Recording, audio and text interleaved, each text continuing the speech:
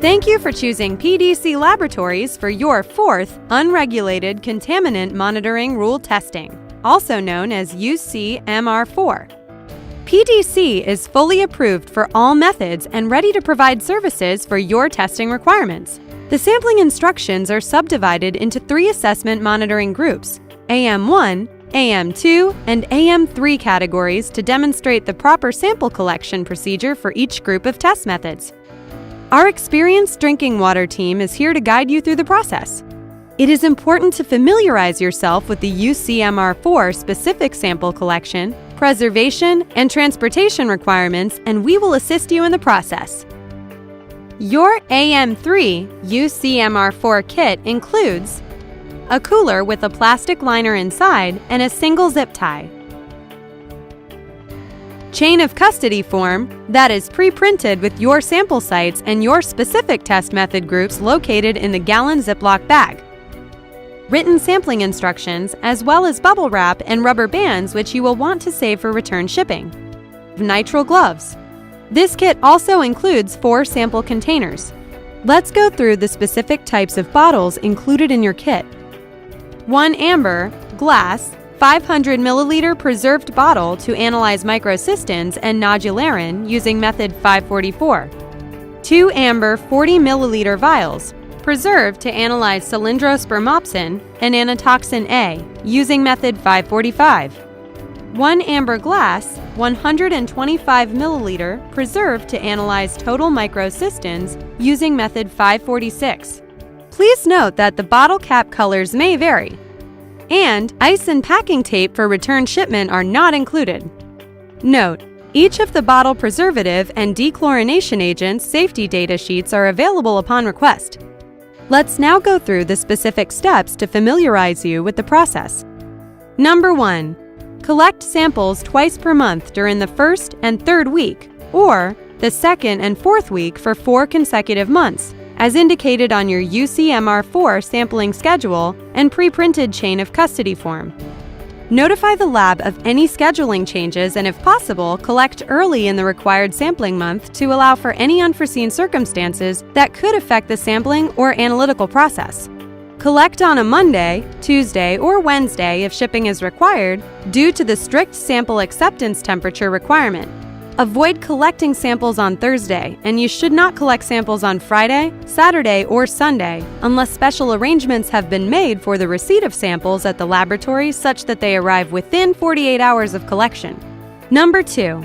Collect the drinking water sample from an approved EPA site as listed on your schedule. Your public water supply schedule may be obtained by logging into your CDX Exchange account. Next, check the sites listed on your pre-printed chain of custody form to confirm the sites match the CDX schedule. If there is a difference, contact your project manager for help. Number 3. For ease of sampling, each of the sample containers will be pre-labeled with the specific public water supply site location.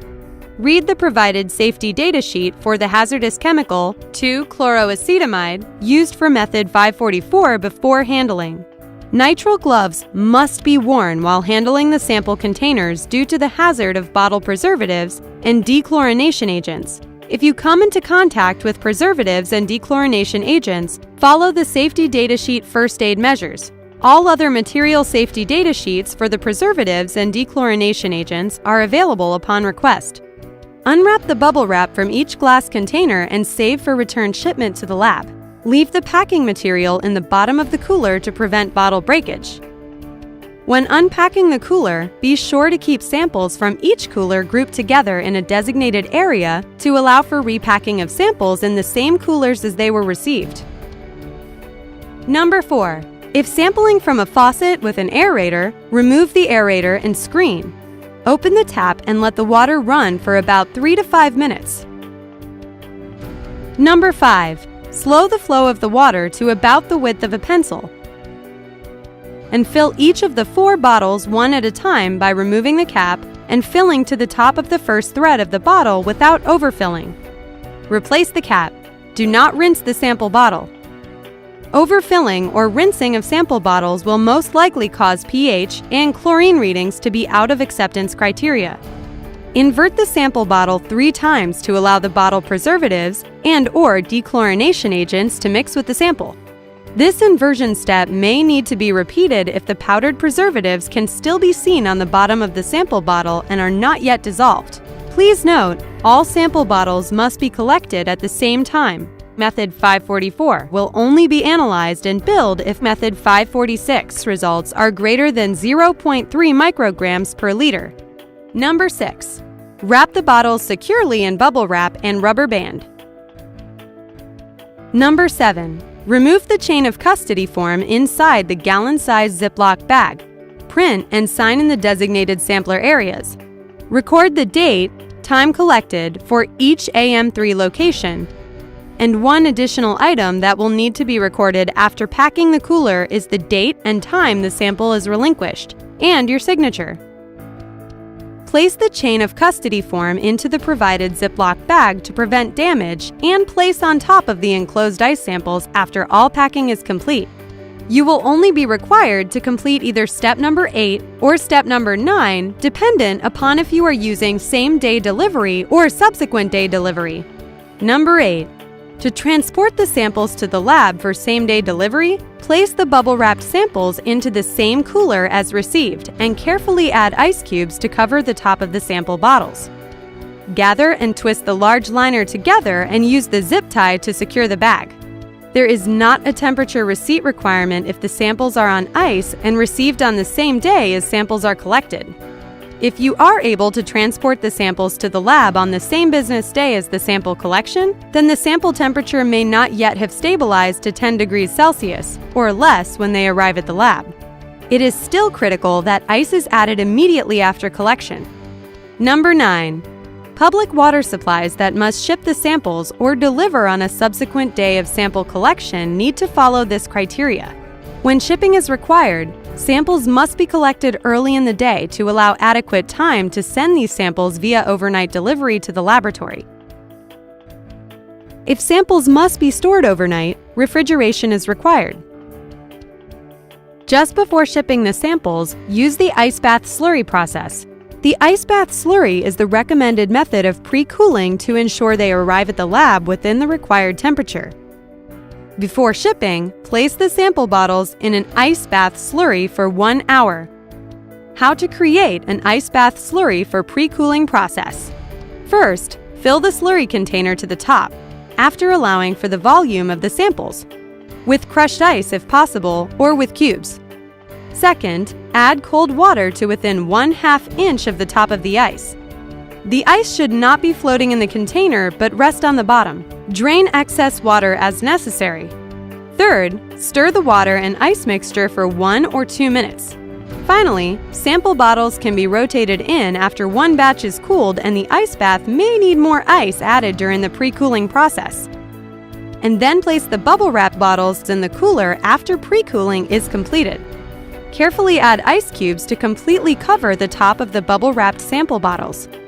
Gather and twist the large liner together and use the zip tie to secure the bag to avoid leakage. Use the packing tape to secure the cooler lid. Most shipping providers will not deliver a leaking package. Avoid shipping samples during extreme hot and cold conditions if possible. Temperature requirements being out of the acceptable range will trigger resampling. All samples that do not meet temperature specifications per Ucmr4 requirements will be rejected by the lab. Once the pre-cooling process is complete, they must arrive at the lab 10 degrees Celsius or less within 48 hours of sample collection, or 6 degrees Celsius or less after 48 hours of sample collection. Do not freeze, or resampling will be required. Upon delivery to the lab, the sample receiving department will confirm proper preservation. Samples will be rejected by the lab if temperature, pH, and chlorine requirements for each bottle type are not met, or if a chain of custody form is not included. You will be contacted if resamples are necessary. If samples are received more than 48 hours after collection, the lab must verify from the public water supply that the sample was held at 10 degrees Celsius or less while in their possession. Please record this in Section 5 of the Chain of Custody form by circling Yes or No if applicable. Once samples have been analyzed, a monitoring report will be provided to you. The monitoring results will be uploaded electronically by PDC to the Central Data Exchange website and approved by the Public Water Supply. Data will then be transferred by EPA to the National Contaminant Occurrence Database during the Ucmr4 public viewing period. PDC is also required to upload sample quality control data, and the water systems are required to upload data regarding treatment. If you have any questions, please contact our Ucmr4 experts, Kim Rakoski or Margie Nobling. PDC looks forward to working with you and providing exceptional customer service to keep your public water supply safe and within compliance. The sampling, preservation, and cooling requirements of the Ucmr4 program are to assure that samples of uniformly high quality are provided to the laboratory for analysis. Many of us in the water quality field have heard the statement that sampling and sample handling is the most vulnerable portion of the analytical process. These programs' mandated procedures are designed to minimize this variability. Thank you for choosing PDC Laboratories.